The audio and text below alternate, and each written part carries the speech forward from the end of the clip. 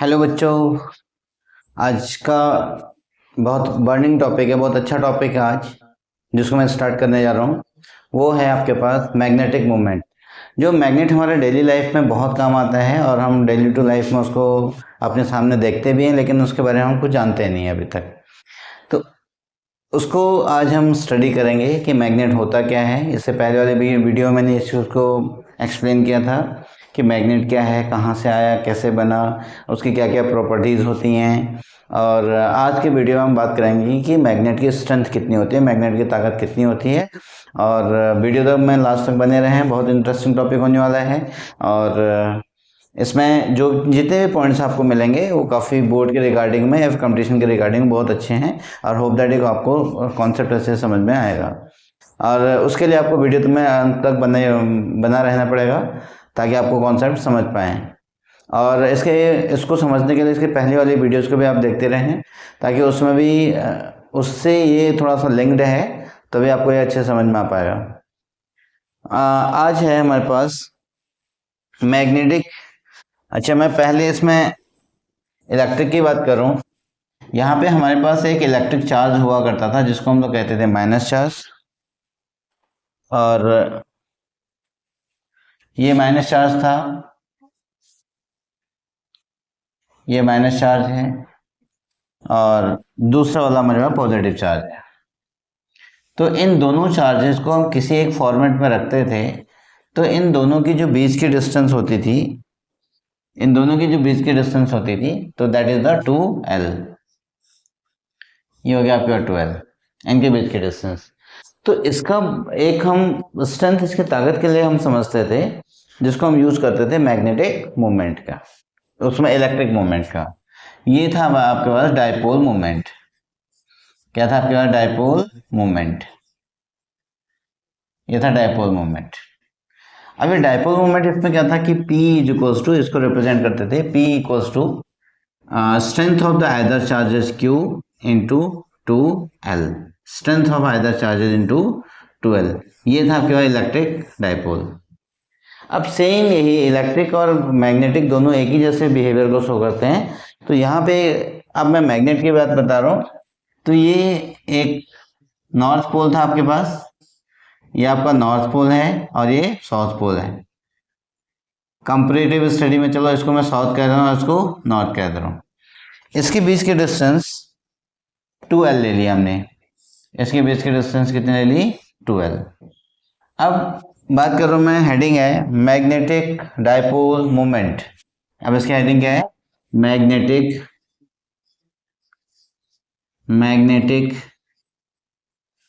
Dipole moment. क्या बच्चों? Magnetic dipole moment. अब दोनों सेम कंडीशन है, ऊपर इलेक्ट्रिक डाइपोल मोमेंट था और ये क्या है? Magnetic dipole moment. ये इसकी हेडिंग है। तो अब मैग्नेटिक डाइपोल मोमेंट को हम लोग कैपिटल M से रिप्रेजेंट करते हैं, equals to strength of magnet, strength of magnet on either pole, किसी दोनों पोल में से किसी एक पोल में से, into distance between them, into distance between them.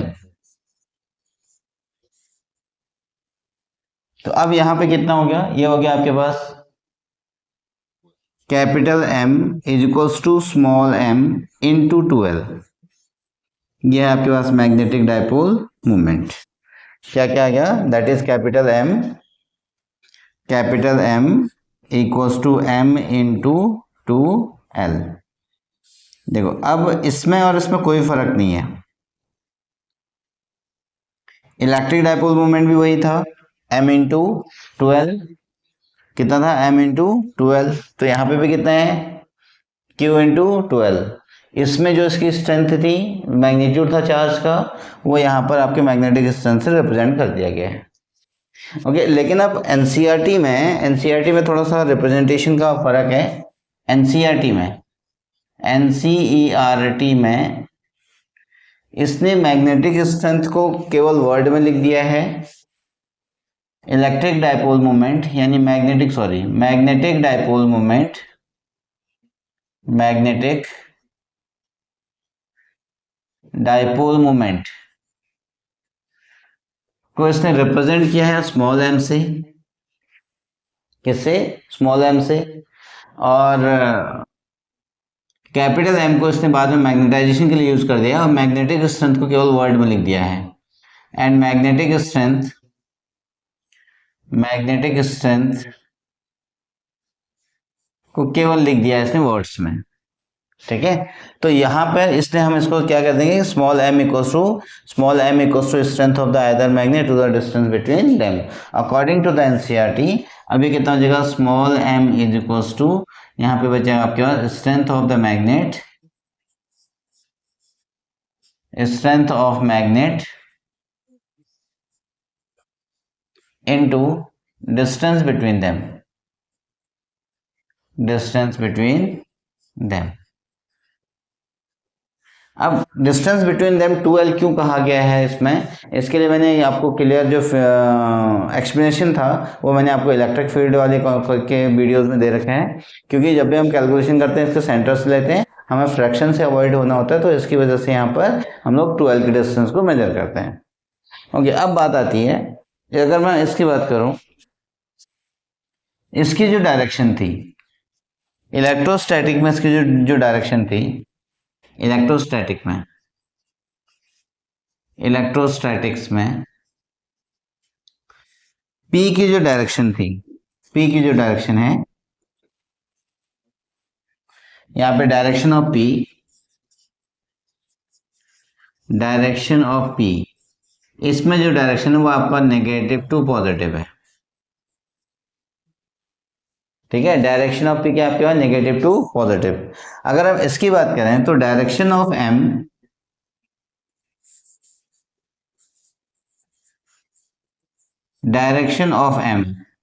इसको हम रिप्रेजेंट करेंगे, क्योंकि ये आपका साउथ से साउथ की तरफ जा रहा है, साउथ टू नॉर्थ। जब एक्सपेरिमेंट किया गया तो उस कंडीशन में ये मिले कि जो साउथ पोल है, वो नेगेटिव चार्ज की तरफ बिहेव कर रहा है, और जो नॉर्थ पोल है वो किसकी तरफ बिहेव कर रहा है, पॉजिटिव चार्ज की तरफ से। इसलिए direction of the dipole moment, magnetic dipole moment equals to south to north pole. अब अगर हम मैग्नेटिक डाइपोल मोमेंट की बात करें, यहाँ पे ये इसमें आता है, इसको अभी मैं प्रूव भी करूंगा। Magnetic dipole moment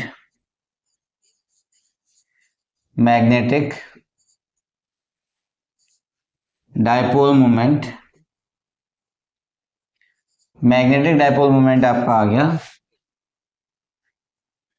m is equals to NIA। n equals to कितना आ गया, m इक्वल्स टू NIA। और यहाँ पे आपका जो n है बच्चों, जो n आ रहा है यहाँ पर वो क्या है कि ये वाला आपके पास मैग्नेटिक डाइपोल मोमेंट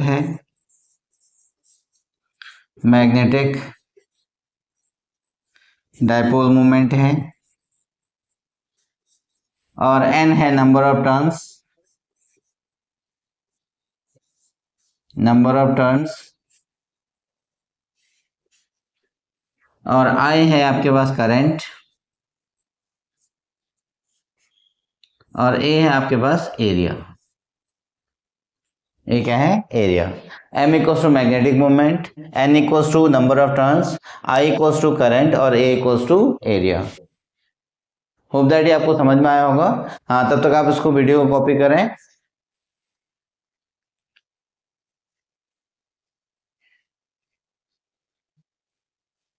अब इसमें जो टॉपिक है वही magnetic moment due to current carrying conductor. यह है magnetic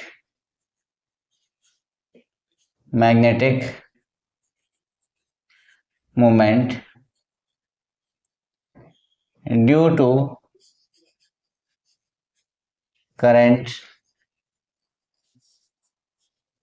carrying conductor. Magnetic moment due to current carrying conductors. अब magnetic moment sometime is also defined as the magnetic dipole moment, क्योंकि dipole मैं इसलिए नहीं लिख रहा हूँ क्योंकि यहाँ पे दो अपोजिट पोल्स हैं जिसका स्ट्रेंथ आपके सेम है, एक है नॉर्थ पोल और एक है साउथ पोल, तो इसलिए मैं केवल यहाँ पे मैग्नेटिक मोमेंट लिख दे रहा हूँ। तो that is actually the magnetic dipole moment, ठीक है ना, क्योंकि यहाँ पर एक ही पोल की स्ट्रेंथ यूज हो रही है, तो that's why this is known the dipole moment. अब यहाँ पे करंट कैरिंग कंडक्टर है। अब इस करंट कैरिंग कंडक्टर के लिए आपको सपोज दैट ये एक सोलिनॉइड है, ये एक आपका एक सोलिनॉइड बना, ये सोलिनॉइड है, और इस सोलिनॉइड में एक हमने एक सर्कुलर लूप लिया है ऐसे, और इसमें से करंट जा रही है अपवर्ड और डाउनवर्ड। मान के चलो इसमें करंट अपवर्ड जा रही है और इसमें से डाउनवर्ड आएगी, ठीक है, और ये फ्रंट वन है और ये बैक वन है। अब आप इसे नोट डाउन करें कि भाई इसके अंदर तो आपको north pole south pole generate होगा, तो वो तो हमारे पास जब हम सोलिनॉइड का नॉर्थ पोलरिटी और साउथ पोलरिटी चेक करेंगे तो उसके अकॉर्डिंग पता चल जाएगा। लेकिन अब बात क्या है कि इसमें से हम मैग्नेटिक मोमेंट कैसे निकालेंगे, तो हमें साउथ पोल नॉर्थ पोल तो पता ही नहीं है, तो उसके लिए हम क्या करेंगे, एक हैंड का रूल लगाएंगे, right hand thumb rule. Whenever आप इस चीज को समझें कि जब भी आपको दो क्वांटिटीज निकालनी है तो राइट हैंड रूल लगता है। जैसे करंट और मैग्नेटिक फील्ड का रिलेशन निकालना है तो हम लोग लगा रहे थे ये वाला, करंट इसको और ये मैग्नेटिक फील्ड की डायरेक्शन। अब यहाँ पे बात आती है कि हमें करंट दिया हुआ है और डाइपोल मूवमेंट की डायरेक्शन निकालनी है, तो उसके लिए भी सेम कंडीशन करेंगे। तो डिफरेंस क्या है इनमें, उसके लिए हम किसका यूज करते हैं कि राइट हैंड थंब रूल, और इसमें कर्ल फिंगर रूल। अब ये क्या कंडीशन आई, तो जहां से बच्चों आपको करंट जा रही है ना, आप उस पे अपनी कर्ल फिंगर को रखो, ये ऐसे, इसको ऐसे रखा तो ये अंदर की जहां की तरफ जाएगा वो अंदर की तरफ जाएगा, वो क्या है आपका अंगूठा। तो ये जो थंब है, thumb denote that the direction of magnetic dipole movement, ठीक है। तो इसका मतलब हम इसके जो डायरेक्शन के लिए है वो तो नॉर्मल मैग्नेट के लिए था, अब ये किसकी कंडीशन आ गई इसके लिए, तो इसकी जो डायरेक्शन है, डायरेक्शन के लिए हम किसको यूज करेंगे, डायरेक्शन के लिए हमने किया है राइट हैंड थंब रूल। किससे यूज करेंगे, राइट हैंड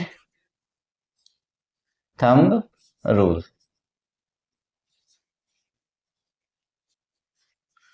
और इसमें क्या करना है, राइट हैंड थंब रूल में हमें क्या करना है, पहली कंडीशन है कि कर्ल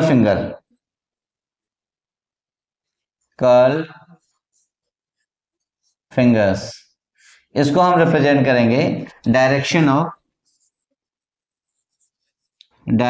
ऑफ करंट फ्लो यानी आई फ्लोज। और दूसरा है जो थंब है, thumb points out direction of M, मतलब मैग्नेटिक डाइपोल मोमेंट के डायरेक्शन को रिप्रेजेंट करता है। जैसे मैंने फिर से बता दिया, अगर ये करंट ऐसे जाएगी तो बाहर की तरफ, और ये कैसे जा रही है, ये ऐसे जा रही है। ये आपने करंट कैरिंग कंडक्टर को किसमें लिया, करंट कैरिंग कंडक्टर को ऐसे पकड़ा और जो थंब की जो डायरेक्शन है वो कहाँ गई, इसकी डाइपोल मोमेंट की डायरेक्शन हो गई। ठीक, अब इसमें आपको यूनिट की बात आती है, unit of magnetic dipole moment, direction भी हो गया, यूनिट देखो M is equals to N I A, number of turns की तो कोई यूनिट ही नहीं है, तो अब यहाँ पे कितना हो गया, unit of M is equals to N, number of turns की कोई यूनिट नहीं है, एम्पियर, और एरिया की यूनिट है मीटर स्क्वायर, तो इसकी यूनिट क्या होगी, unit of M equals to ampere metre square. अब नेक्स्ट टॉपिक है, बहुत अच्छा टॉपिक है, magnetic dipole moment of revolving electron. Magnetic dipole moment of revolving electrons,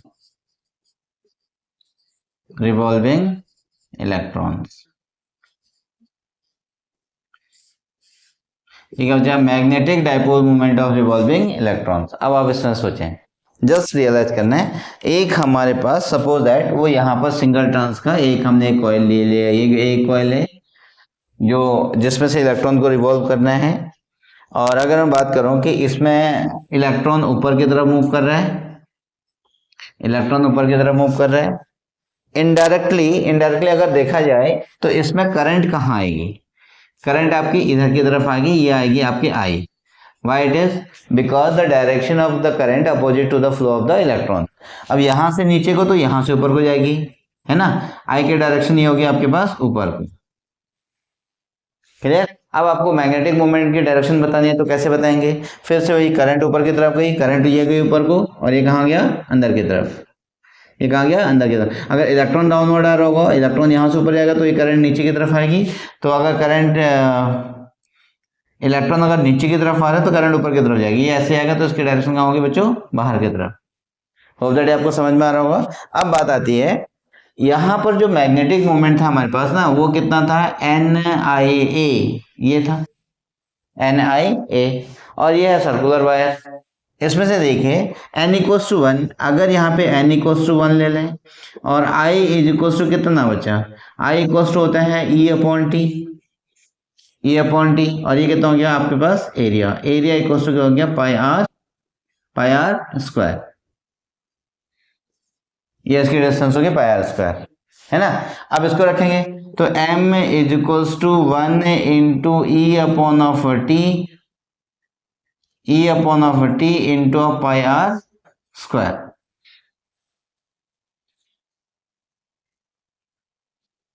अब हमें ये कंडीशन तो आ गई इसमें। अब क्या करें, तो m equals to E upon T, तो i की इसकी वैल्यू हो गई, ई अपॉन टी को मैंने ऐसे रखा इंटू 2 पाई आर से मल्टीप्लाई और डिवाइड कर दिया। क्या किया बच्चों, 2 पाई आर से मल्टीप्लाई और डिवाइड कर दिया, ये हो गया 2 पाई आर स्क्वायर, है ना। अब क्या होगा, ये 2 पाई आर अपॉन ऑफ, इसमें से चलो मेरे पास स्पेस नहीं है, पहले आप इसको कॉपी करें।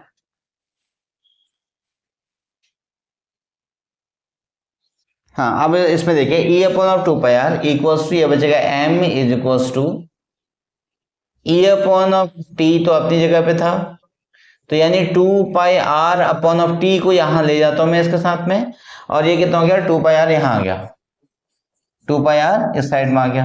अब बचा कितना, into pi R square, E upon 2 pi R, 2 pi R upon T एक साथ रखा तो 2 पाई आर यहाँ आ गया, तो पाई आर स्क्वायर हो गया। अब आप इसमें देखिए, इसमें से ये कैंसिल और पाई से पाई कैंसिल हो गया, तो m is equals to E into 2 pi R upon of T जो हो गया वो आपकी वेलोसिटी होगी, ठीक है, velocity upon of R, upon of कितना हो गया 2। तो dipole moment due to the revolving electron, due to the revolving electron equals to m is equals to EVR upon of 2 आ गई बच्चों। यह है the dipole moment, magnetic dipole moment due to the revolving electron equals to EVR upon of 2, और direction के लिए मैंने आपको बता ही दिया है। अब इसमें से ये क्या क्या है आप इसको नोट डाउन करने पहले तो हम क्या क्या है, ये m आपका बचेगा, m बचेगा magnetic dipole moment, magnetic dipole moment, हम इसको शॉर्ट में मैग्नेटिक मोमेंट भी कह सकते हैं। और यहाँ पे है E है आपके पास electron, charge on electron, charge on electron, और उसके बाद है V है, ये V जो बचेगा velocity of electron, velocity of electron, और R जो है रेडियस ऑफ ऑर्बिट, R आपके पास रेडियस ऑफ ऑर्बिट, R क्या है रेडियस ऑफ ऑर्बिट। क्लियर। एक तो ये रिवॉल्विंग इलेक्ट्रॉन की कंडीशन में आ गया कि भैया आपका इसका डायपोल मोमेंट कितना होगा। अब ये तो होप दैट आपने कॉपी कर ही लिया है। अब यहाँ पे हम चलते हैं, अगर कोई चीज सर्कुलर पाथ को फॉलो कर रही है तो इसका मतलब उसका अपना एंगुलर मोमेंटम भी होगा, उसका मतलब उसका अपना एंगुलर मोमेंटम भी होगा, है ना। तो अब एंगुलर मोमेंटम के लिए क्या करेंगे, एंगुलर मोमेंटम के लिए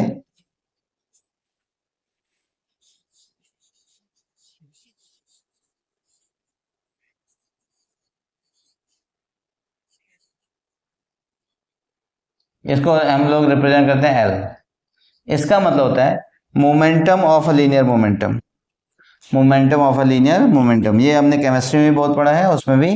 तो एल इज इक्वल्स टू ये बचेगा एम वी आर। तो यहाँ पे इलेक्ट्रॉन का मास हो गया और वी इलेक्ट्रॉन की वेलोसिटी हो गई। नाउ अब इसमें से हमने यहां से रखा है as L equals to, as L equals to M E V R. तो V R equals to, V R is equals to L upon of M E, mass of the electron. तो यहां पर जो इसमें है वहां पे वी आर की वैल्यू रखें। सो ये हो गया आपके पास equation first, as as M equals to E B R upon of two, E B R upon of two, ये सेकेंड हो गया। तो देन अब इसको चेक करो क्या मिला आपके पास, वी आर की वैल्यू रख देंगे। तो ये बचेगा M is equals to E V R, E into L upon of M E into two, ये तो पहले से था। या ये आपका एक और कॉन्सेप्ट आ गया है किसके, एंगुलर मोमेंटम के रिगार्डिंग।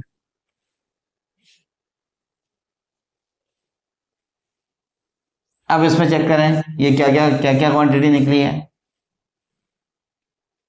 फर्स्ट ये निकला S M is equals to E upon of two M E into of L. अब देखो क्या आया, ये है आपके पास magnetic dipole moment, magnetic dipole moment कौन सा, एम, और एल है आपके पास एंगुलर मोमेंट, एल है आपके पास एंगुलर मोमेंट, और एम ही है मास ऑफ इलेक्ट्रॉन, एम ही है मास ऑफ इलेक्ट्रॉन। ये हो गया मास ऑफ इलेक्ट्रॉन, और ई बच गया आपके पास charge on electron, charge on electron. तो ये आपका एक फाइनल फॉर्मूला और बन गया है कि लीनियर मोमेंटम और एंगुलर मोमेंटम का रिलेशन। तो that equals to M equals to E upon of two M E into of L. अब है इसका नेक्स्ट टॉपिक है, होप दैट आपको समझ में आया होगा। इसका प्रैक्टिकल अप्रोच बहुत अच्छा आ जाता है कि आपको क्योंकि कोई चीज अगर एंगल में घूम रही है, तो अगर ऐसे घूम रही है तो जाहिर सी बात है उसमें एंगुलर मोमेंटम भी होगा, टॉर्क भी होगा, और उसमें मैग्नेट की प्रॉपर्टी भी जनरेट हो रही है। तो उसके लिए मैग्नेटिक डायपोल मोमेंट और एंगुलर मोमेंटम का रिलेशन इससे निकल आता है।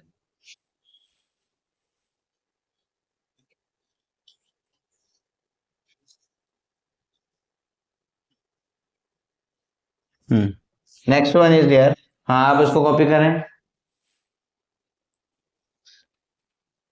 गॉस लॉ इलेक्ट्रोस्टैटिक में भी था और मैग्नेटिज्म में भी है। इलेक्ट्रोस्टैटिक का गॉस लॉ क्या था कि यहाँ पे कोई चार्ज रखा हुआ है और इसके चारों तरफ से सरफेस से कहीं से आपको चार्ज बाहर निकल रहा है। तो यहाँ पे हमें करना था E into of D A, तो कितना आएगा, तो ये आ रहा था हमें पास ई ए कॉस थीटा, ई ए कॉस थीटा, क्योंकि ये फ्लक्स है। तो सेम कंडीशन यहाँ पे भी, ये तो था इलेक्ट्रोस्टैटिक का, इलेक्ट्रोस्टैटिक का है ये वाला पोर्शन आपका इलेक्ट्रोस्टैटिक का है,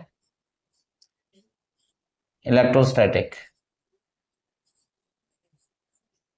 और नेक्स्ट टॉपिक था इसमें से, अब गॉस लॉ इन मैग्नेटिज्म, तो नेट फ्लक्स थ्रू, इसमें था net flux through any close surface, any closed surface is zero, any close surface is zero.